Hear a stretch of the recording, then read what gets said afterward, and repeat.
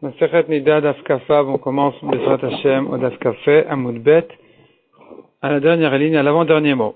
Sandal d'Etnan. Donc on est en train de parler du sandal, c'était le fœtus qui était complètement déformé à cause de son jumeau. Et donc on a vu déjà quelques halakhot à propos de ça. Si la mère elle est tuméa, elle doit craindre que c'est un garçon, que c'est une fille.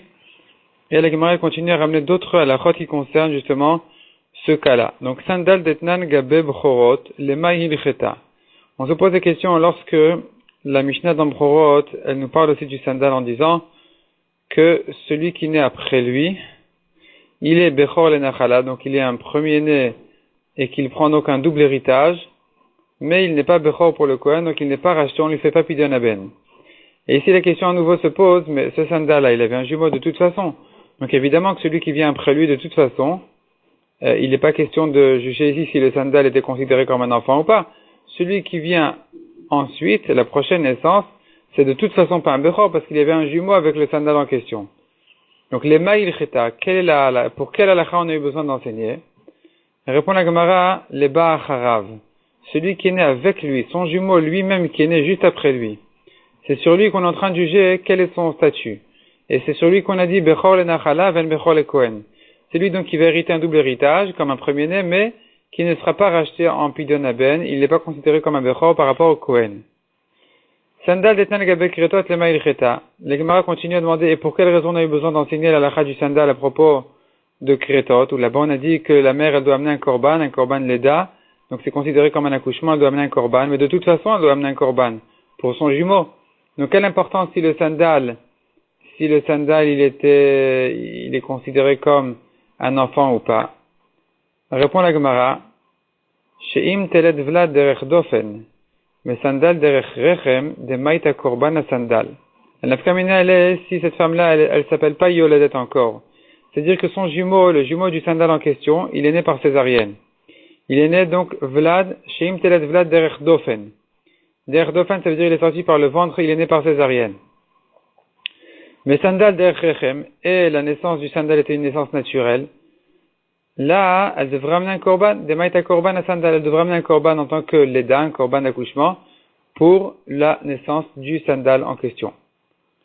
Ou le Rabbi Shimon demande à Gemara, selon Rabbi Shimon d'Amar était derech dofen, vlad me aliyahu, selon Rabbi Shimon qui dit que même si l'enfant il est né par césarienne, la mère elle doit quand même amener un korban, c'est un vlad me aliya, c'est un enfant complet, bien, correct, complètement, il n'y a pas de différence entre s'il est né nature ou s'il est né césarienne. Donc, Maïka le Memar, qu'est-ce qu'on va dire ici?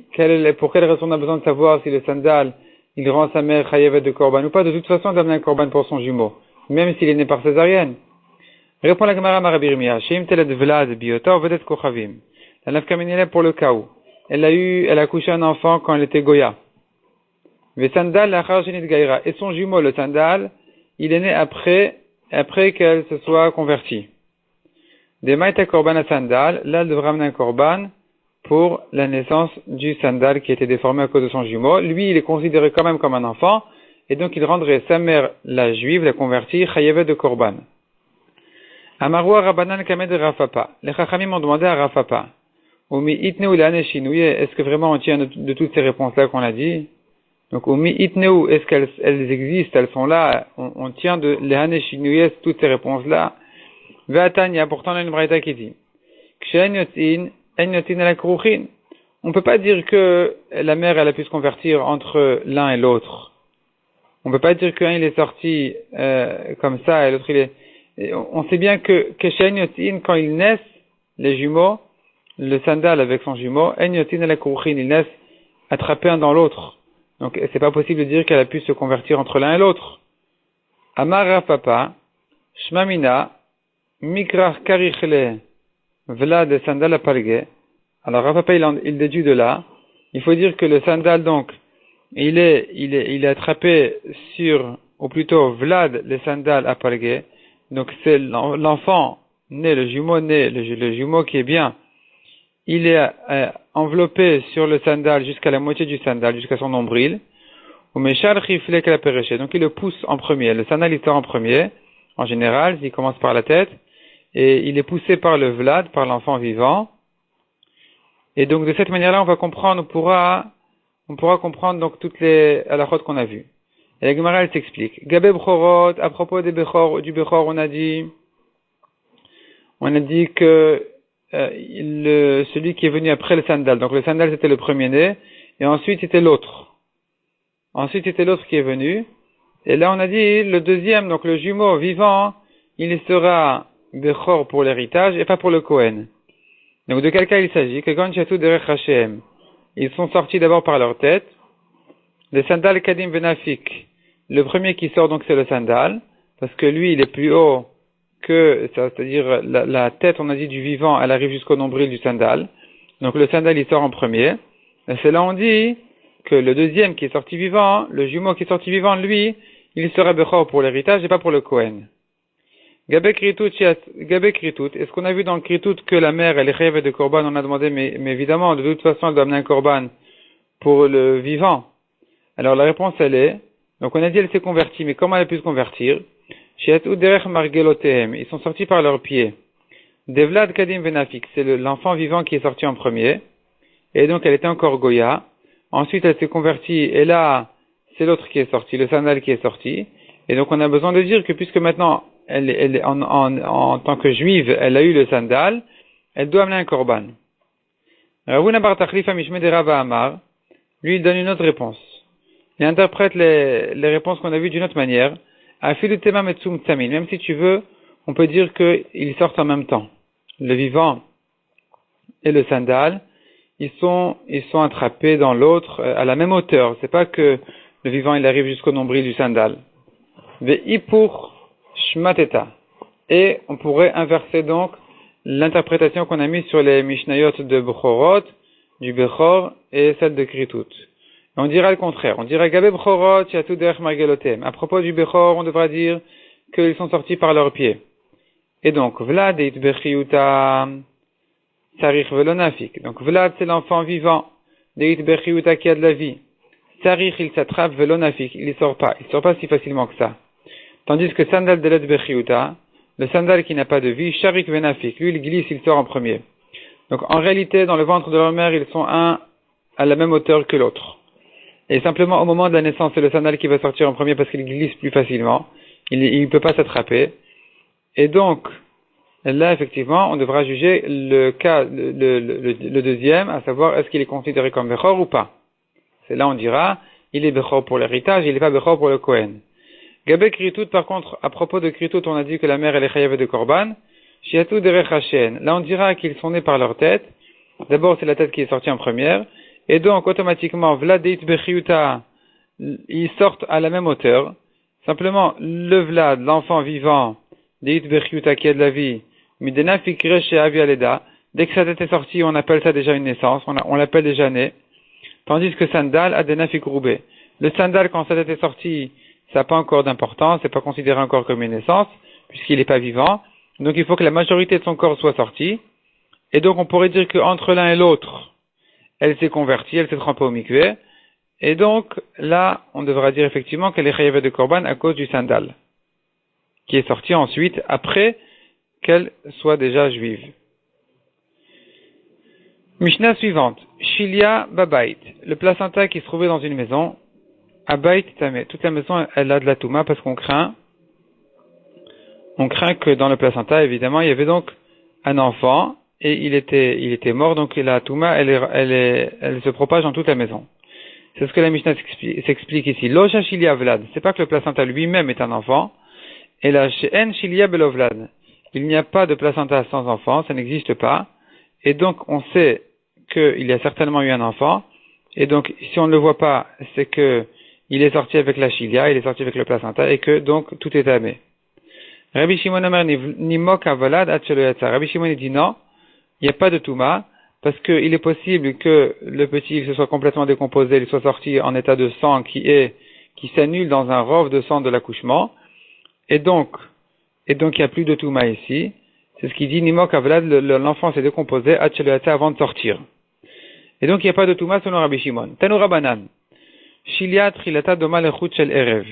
La chilia, le placenta, ressemble au début à un fil de Erev. On avait déjà vu dans le DAF précédent que le fil de Erev, c'est un fil pour tisser qui est plus épais que le fil qui s'appelle shel shti.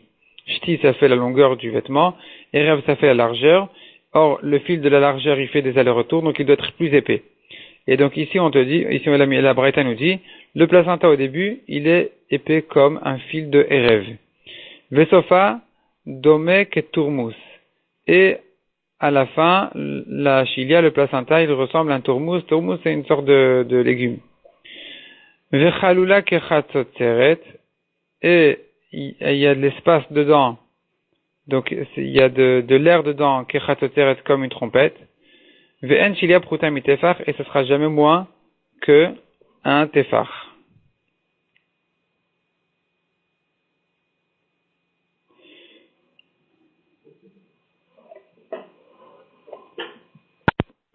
Rabban Shimon ben Gamliel Omer, Shilia domé le kourkevan shel tarnegolin. Lui, il dit que ça ressemble, le placenta ressemble à l'estomac d'un coq, Shadaki notinimena, dont les intestins sortent de lui. Tania Rabbi Oshaya Zira de Man Chavraya. Rabbi Oshaya, le jeune des Chaverim, de ses amis, a enseigné une braïta. Chamisha shiuran tefach. Nous avons 5 choses dont la taille fait un tefach. Velouen, les voici. Shilia, le placenta, shofar, shidra, c'est le loulav, dofen suka, le mur d'une suka, ve'ezov, c'est une plante. Shilia d'Amera, la Gemara s'explique. Donc Shilia, le placenta, c'est ce qu'on a dit, ça fait un tefach. Shofar de Tanya, kamayashur shofar, combien est la taille d'un shofar? Piresh Rabbi Shimon ben Gamliel, kedei sheochazen biado. Donc Rabbi Shimon ben Gamliel explique que la taille d'un shofar, c'est de quoi le tenir dans sa main. Il le saisit dans sa main, ve'yerael ekan ou lekan tefar. Et il se voit de deux côtés, il dépasse un petit peu de deux côtés, ça fait un tefar. Parce que le tefar, c'est un peu plus large que la main, puisque ça fait 4 pouces, qui sont plus larges que les autres doigts. Donc, de quoi tenir le shofar et qu'il dépasse de deux côtés, ça fait un tefar. Troisième chose qui fait un tefar, shidra mahi. Qu'est-ce que c'est la shidra dont on parle? D'Amarabi Parnach Amarabi Yochanan. Shidro shel lulav, la tige centrale du lulav, tsarir sheyote min hadas tefar. Il faut qu'il dépasse du hadas d'un tefar. C'est-à-dire que il y a les feuilles qui sortent du lulav, on les compte pas. Et ce qu'on compte ici, c'est le lulav lui-même, duquel sortent les feuilles. Même les dernières feuilles qui montent jusqu'en haut du lulav, ce ne sont que des feuilles. Il faut que le lulav, qui est le centre du lulav, duquel sortent les feuilles, lui-même doit dépasser un tefar de plus que le hadas. Il doit faire 4 farim lui-même, sans compter les feuilles qui sortent de lui. Dofen Souka, le mur de la Souka, lui aussi fait un tefar, des Tanya, comme on voit dans une braïta, Shtaim Kilchatan, Shleshit Afilu Tefar. 2 murs doivent faire 7 farim chacun. Le troisième, il fait, même s'il fait un tefar, c'est bon, simplement il faut voir dans la Gemara Souka exactement où il doit être situé, de manière à pouvoir se suffire d'un tefar. Ezov, une plante de Ezov, des Tanya Rabichia, Ezov Tefar. Le Ezov doit faire un tefar, là-bas il s'agit de purifier donc avec la vache rousse. On trempe dans l'eau de source de la vache rousse, dans l'eau de source dans laquelle il y a les cendres de la vache rousse, et on trempe ça pour purifier les tmei metim, celui qui a été impur pour un mort. Et là-bas, cette plante-là doit faire donc un tefar. Amar Rabbi Chanina bar papa, Darish Shila, Ish Kfarte Marta. Rabbi Chanina a dit, Shila, un homme de la région, du village de Temarta, a été Doresh, il a enseigné. Tlat matnita vetarte shmateta. Parmi ces 5 choses qui font un tefar, nous avons 3 braïtot et 2 halachot de Amoraïm. Shiura tefar qui font une taille d'un tefar. Tarte demande à Gemara, est-ce que nous avons 2 choses, 2 halachot qui ont été dites par les Amoraïm? Chadaï, on n'en a qu'une seule qui est le lulav, toutes les autres c'est des braïtot. Amar Abaye, répond la Gemara, Ema Amar Rabichia Ezov Tefar. Il faut corriger. C'est pas que Rabichia a enseigné une braïta qui dit que le Ezov il doit faire un tefar, mais il faut dire Rabichia lui-même a dit que le Ezov il fait un tefar, donc ça devient une halakha d'un Amora et pas d'un Tana. Demande la Gemara tous les cas, est-ce qu'il n'y a pas plus que ça? Vaïka. Pourtant, nous avons encore d'autres choses qui font un tefar. Premièrement, nous avons tefar al rum tefar. Donc un tefar sur un tefar, donc un tefar de long sur un tefar de large sur une hauteur d'un tefar, merouba, carré. Mevi et atuma, ça mène la touma, c'est-à-dire que si en dessous de ce petit tefar là, de ce carré d'un tefar, il y a d'un côté la touma, par exemple, il y a un kazaï d'un mort, et de l'autre côté, il y a, disons, une petite cuillère, une aiguille, eh bien, la touma, elle est menée vers l'aiguille. L'aiguille devient tmea. Ça, c'est mevi et la touma. Mais chotetz bifne la touma. Et ça fait une séparation devant la touma, c'est-à-dire que s'il y a des objets au-dessus de ce tefar al tefar, de ce tefar sur un tefar qui est au-dessus de la touma d'un tefar, eh bien, il sépare entre la touma et ce qu'il y a au-dessus d'elle. Donc, ce qu'il y a au-dessus de ce tefar al tefar ne sera pas tamé. Et donc, nous avons encore ici un tefar de plus. Pourquoi on ne l'a pas cité parmi les 5 tefachim dont on a parlé? Répond la Gemara. Tefar ke'amrinan. On n'a parlé que d'un tefar. Tandis que tefar al tefar lo ke'amrinan. On n'a pas parlé d'un tefar sur un tefar, ça ne rentre pas dans la liste. Ve'aika demande la Gemara, pourtant nous avons encore d'autres halachot d'un tefar. Even eoteminatanur tefar. Une pierre qui sort du four, un tefar. Ou minakira shalosh etzbot. Et qui rase une autre sorte de four, 3 doigts, 3 pouces, chibour. On considère cette pierre-là comme si c'était attaché au four parce qu'on en a besoin, ça peut servir de anse pour soulever, pour tenir le four en question. Plus que ça, c'est trop grand, on va de toute façon le couper, le raccourcir. Mais cette taille-là, ça fait partie du four. Et donc s'il y a de la touma dans le four et qu'il y a un pain qui est posé sur ce tefar en question, le pain deviendra tamé. Donc voilà encore une halakha qui fait un tefar. Répond la Gemara Kike Amrinan. Quand est-ce qu'on a cité les tefachim? C'est que quand on a dit un tefach minimum. Donc hecha, c'est là où des batir mi tefach ou moins d'un tefach lo chazi. Ça ne rentre pas dans cette halakha. Aval hacha, mais ici kol sheken des batir mi tefach. Kalvachomer que si la pierre elle dépasse moins d'un tefach du four en question, que il y a tanour, kalvachomer que ça fait partie du four, ça fait partie donc de la hanse du four. Et donc ici on ne veut pas rentrer ça dans la liste d'un tefar, parce que tous les tefarim qu'on a dit c'était minimum un tefar. Le lulav il doit dépasser minimum d'un tefar au-dessus du hadas, etc. Le chauffard minimum un tefar, le placenta minimum un tefar. Donc ici on pouvait pas citer le tefar du four qui était maximum un tefar. Ve'aika, demande à Gemara, on a encore d'autres halachot de tefar. On tourne la page. Donc, Ve'aika tanure banot, tefar. Un petit four de jeunes filles, des filles, fait un tefar. Des tanya, comme on voit dans la Braïta. La Braïta explique de quoi il s'agit. Tanour, trilato arba veshiarav arba'a. Le four, il fait au début de sa construction 4 fachim minimum, moins que ça, il ne reçoit pas de touma. Et ses restes, s'il était plus grand et qu'il s'est cassé, s'il en reste 4 fachim, il les considère encore comme un récipient qui reçoit de la touma d'ivrei Rabbi Meir. Chachamim omrim, bamet varim amorim begadol. Selon Chachamim, de quel four il s'agit? D'un grand four. Aval bekatan, mais un petit four. Trilatok kol sheu. Quand on le construit, dès qu'il fait un tout petit peu, une toute petite taille, il est déjà considéré comme un récipient qui reçoit de la touma. Mishetigamer melarto, dès on l'a terminé, on a terminé de le faire. Veshiara, il s'est cassé, berubo, dans sa majorité. Vekama kolshu, qu'est-ce qu'on veut dire par un kolshu, un tout petit peu? Amarabianai tefach. Sheken osin tanure banot, tefach. Un petit peu, ça veut dire un tefach, parce que c'est la taille d'un four de jeu de petite fille, qui fait un tefach. Donc voilà, nous avons ici encore une halakha de tefach. Répond la Gemara beplugta lo kamaire. Une halakha qui était dite en marloquette, on n'en a pas parlé. Or ici c'est une marloquette. Selon Tanakama on a dit 4 fachim, Rabbi Meir. C'est que Chachamim qui disent que nous trouvons encore un autre four qui peut faire un tefach. Et donc puisque c'est une marloquette, alors on n'en a pas parlé, ça rentre pas dans la liste des tefachim. La Gemara dit, si c'est comme ça, hashtadatit leachi, maintenant que tu en es arrivé là, hanami plugtai, ça aussi c'est une marloquette. Ça aussi c'est une marloquette.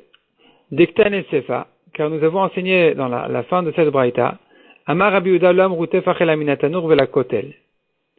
Donc cette histoire-là du four, pourquoi est-ce qu'on l'a pas cité, on l'a pas rentré dans les tfachim? C'est parce que elle est en marloquette. Car Rabbi Yehuda a dit, quand est-ce qu'on a dit que c'est limité à un tefar pour considérer que ça fait partie encore au four? C'est que si le four il est posé à côté d'un mur. Donc el aminatanur vela kotel, il gêne cet effort qui dépasse, il gêne un petit peu de coller le four au mur. Il éloigne le four du mur et donc ça nous gêne et donc on va le raccourcir. Mais s'il n'est pas là-bas, ici il gêne à rien du tout, il n'est pas entre le four et le mur, ou il est sur le côté ou ailleurs, alors effectivement, même s'il ferait plus qu'un tefar, il fait partie quand même du tanour, du four. Donc ça, c'est en marloquette, cette halakha, elle est en marloquette. Tanakama ne pense pas comme ça, il ne fait pas de différence. Dans tous les cas, il considère que c'est maximum un tefar et pas plus. Puisque c'est une halakha qui est dite en marloquette, on n'en parle pas. Demande à Gemara Veika Misgeret Tofar. La Torah dit bien que la table sur laquelle étaient posés les pains, le lechem apanim, dans le Echal, dans le Beth Amikdash, cette table-là, elle avait Misgeret Tefar, c'est-à-dire qu'elle était entourée d'un tefar, un tefar de bois au-dessous de la plaque de la table. Répond la Gemara, Bedektivan le Kamaire. On ne parle pas de choses qui sont écrites dans les psukim clairement. Donc la Torah dit clairement, ça faisait un tefar, on n'en parle pas. Demande à Gemara Veika Kapor et Tefar. Pourtant, on a le couvercle du Aaron, le Aaron qui était dans le Kodesh HaKodashim, sur lequel il y avait les Kouruvim, dans lequel il y avait les Luchot. Ce Aaron-là, il avait un couvercle qui s'appelait Kaporet. La Kaporet faisait un tefar, d'épaisseur. Et donc, pourquoi on n'en a pas parlé? Répond la Gemara Bekadashim, lo Kamaire. On ne parle pas de Kodashim, on ne parle pas de construction du Beth Amikdash. On est en train de parler d'autres halachot, en général. Demande à Gemara Veika Dayale Kora Shehi Rechava Tefar. Nous avons pourtant encore une halakha d'un tefar qui est la poutre qui sert à fermer une propriété pour le Hérouv, pour Shabbat, pour considérer que c'est un endroit fermé, on peut porter là-bas. C'est pas considéré comme porté d'un reshut à yachid, d'un reshut à rabim. Donc là-bas on met une poutre à l'entrée de l'allée, de l'impasse, et cette poutre-là doit faire un tefar. Il suffit qu'elle fasse un tefar. Répond la Gemara Bederabanan au Kamaire. On ne parle pas de halakha des Rabanan. Toute cette question-là de Hérouvin est une halakha des Rabanan. Donc cette poutre-là, elle est nécessaire mi des Rabanan. Et là, Bedektivan, de quoi on a parlé? On a parlé de choses qui sont écrites dans la Torah. Velo mefarje shiurayu, et que dont la taille n'est pas écrite clairement dans la Torah, comme le shofar, comme le lulav, c'est ça qu'on a parlé. Yativ Rav Yitzhak bar Shmuel bar Marta, Kamed Rav Kahana. Donc Rav Yitzhak était assis devant Rav Kahana. Veyativ et Kamar. Il était assis, il disait, Amar Rav Yuda Amar Rav. Kol shlosha yamim arishonim.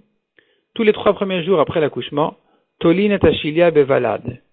On dit qu'effectivement le placenta il dépend. Il est le placenta de l'enfant qui est né il y a 2 jours par exemple. Jusqu'à 3 jours, on peut dire encore, ce placenta il est sorti après l'enfant et c'est pas un autre enfant, c'est le même. Mikan ve'elach. Mais s'il y a plus de temps qui est passé que 3 jours, Choshishin levalad acher. On craint qu'il y avait ici un autre enfant, et donc ça change tout le compte, par exemple, des jours de Touma et de Tahara. Il faut tenir compte du fait que ici il y a eu un deuxième placenta qui est sorti plus tard, 3, 4, 5 jours plus tard, et donc le compte il est retardé. Et peut-être que le premier c'est un garçon et le deuxième c'était une fille, donc les jours de Touma sont plus longs. Amarle, il lui a demandé au Miyamarabachi, est-ce que Rav pense comme ça? Pourtant Rav a dit les jumeaux, ils sortent en même temps. Il ne se tardent pas. Il n'y a pas de grande différence entre l'un et l'autre. Donc comment est-ce possible de dire que le premier il est sorti il y a 4 jours et le placenta qui est sorti 4-5 jours plus tard, c'est celui de son jumeau. C'est pas possible qu'il sorte si tard. Il devrait pas y avoir une telle différence. Ishtik, il s'est tué. Amarle, alors il a répondu lui-même. Il a dit comme ça. Dil makan benefel kan ben kayama. Peut-être qu'il faut faire la différence entre s'il est vivant ou pas. Si l'enfant n'est pas vivant, alors il peut y avoir effectivement une différence entre l'un et l'autre, même de 4-5 jours. Tandis que si le premier était vivant, son jumeau, c'est-à-dire si les jumeaux sont vivants, eh bien ils doivent sortir en même temps. Amar le at amrat et shemat était de Rav, c'est toi qui viens interpréter les paroles de Rav. Beferush amar Ravachi. Rav a dit clairement cette différence-là. Rav a dit comme ça. Et puis la nefel, si elle a fait une fausse couche, v'achar kachipi la shilia, et ensuite il y a le placenta qui est sorti. Alors kol shlosha yamim tolin et shilia bavala. Tous les 3 premiers jours après la fausse couche, on dit que le placenta il est celui de cet enfant-là, et donc on n'a pas à craindre qu'il y avait un deuxième ici. Mikan ve'elach, s'il y a plus que 3 jours qui sont passés, Choshishin levalad acher, on craint que ça fait partie, ce placenta-là, il est d'un autre enfant. Pourquoi? Parce qu'il est possible qu'il y ait une grande différence entre l'un et l'autre, puisque même le premier, il n'est pas sorti vivant.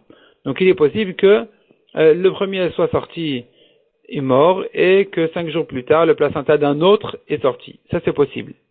Tandis que Yalda Vachakaripi la Chilia, si elle a accouché un enfant vivant, et ensuite il y a le placenta qui est sorti plus tard, un Filumikan Vadasarayami, même 10 jours plus tard, En Chosheshin Levaladacher. On ne dit pas que c'était un autre enfant, parce qu'il aurait dû sortir tout de suite, après le premier.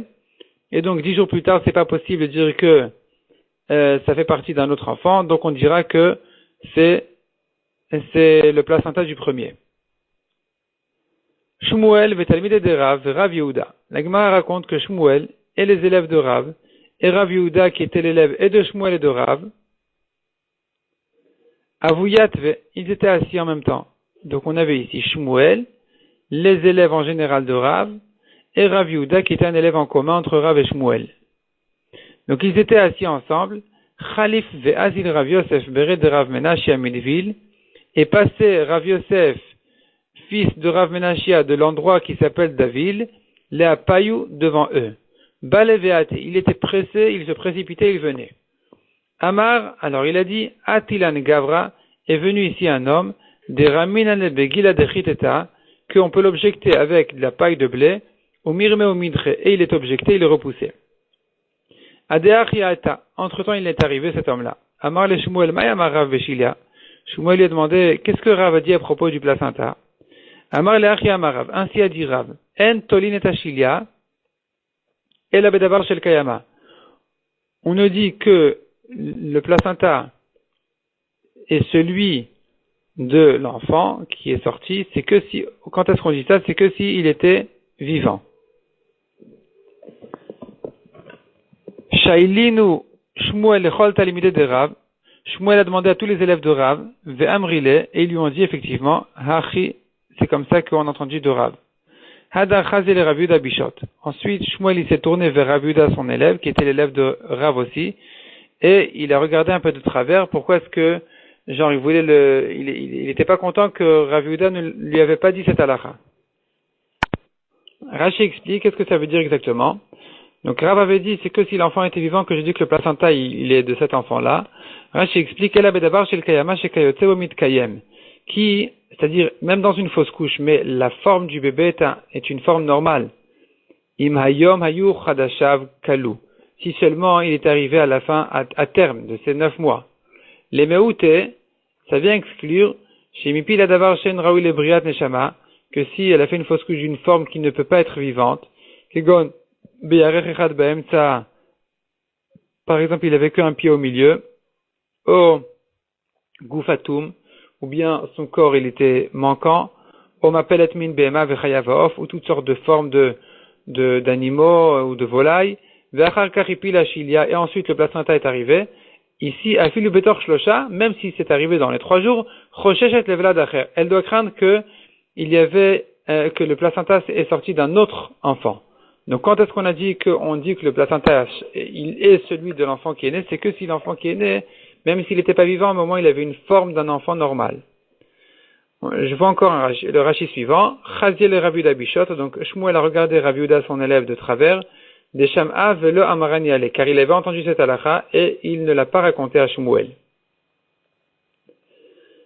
On continue dans la Gemara. Ba'amine Rabbi Yossi ben Shaul me Rabbi. Donc Rabbi Yossi ben Shaul a demandé à Rabbi, Amapelet dumut orev, celle qui a fait une fausse couche d'une forme de corbeau, veshilia, et avec un placenta. Maou. Qu'est-ce qu'il en est? Est-ce que je dis que le placenta c'est celui du corbeau ou c'est un autre? Ou ça témoigne qu'il y avait ici un autre enfant? Alors il lui a dit, Amar le en tolin la bedavar shiesh bemino shilia.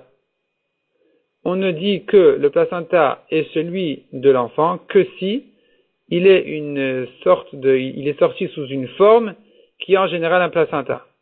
Comme par exemple, un être humain ou bien un animal ou une bête sauvage, mais pas des volailles. Les volailles qui n'ont pas de placenta, eh bien, on ne dit pas que le placenta était celui de ce corbeau-là. Kshura bomaou. Alors il lui a demandé, mais si le placenta il est quand même attaché à cette forme-là de volaille, de corbeau, est-ce que je dirais quand même que ce placenta n'est pas du corbeau, c'est d'autre chose? Amar le davar she'eino sha'alta. Une chose qui n'existe pas, tu me demandes. C'est-à-dire ta question, c'est une question théorique. C'est pas une question pratique. Ça n'existe pas. Ça n'existe pas que le placenta soit attaché à une forme de corbeau. Etive, la Gemara objecte, on voit bien que ça existe, oui. Hamapelet min bema chayavaof, veshilia imahen. Celle qui a fait une fausse couche d'une forme d'animal, de bête, de volaille, et il y avait un placenta avec eux. Bisman shashilia kshura imahen, si le placenta était attaché à eux, donc déjà on voit l'objection, il est clair ici, que le placenta peut être attaché à même off, une volaille, une sorte de volaille. Donc en tout cas, ce qu'on voit ici dans la Braïta, c'est de dire que si c'est attaché à eux, en chosheshin levalad acher, on craint pas qu'il y avait un autre enfant. En shiliak shura imahen, mais si c'était pas attaché à eux, chosheshin levalad acher, on doit lui craindre un autre enfant. Et donc qu'est-ce qu'on dit? Areni matil alehen, chomer shne veladot. Je mets ici la chumra de deux enfants. Si la forme ici était une forme d'un mâle, alors je dois craindre que le placenta témoigne qu'il y avait ici aussi une femelle. Shani Omer, car je dis, Shemani Moar Shafir Shel Shilia, peut-être que le bébé du placenta, il a fondu, et donc on ne le connaît pas, mais il y était, et donc la mère, elle doit craindre aussi les jours de cet enfant-là du placenta. Et Venimoar Shilia Shel Shafir, et le fait qu'on n'ait pas trouvé non plus le placenta de cette forme bizarre, c'est parce que son placenta a fondu. Mais en réalité, ils sont deux. Donc on doit craindre qu'il y avait au-delà de cette forme-là qui est visible, qu'on a vue, il y avait encore un autre enfant. Donc en tout cas ici, c'est l'objection. Tiouvta, c'est une objection pour celui qui a dit qu'il est impossible pour Rabbi. Donc c'est une objection pour celui qui a dit que c'est impossible de dire que le placenta soit attaché à un corbeau ou quelque chose comme ça. Ici on voit clairement que ça peut être attaché, la Gemara reste en objection. On va s'arrêter là pour aujourd'hui.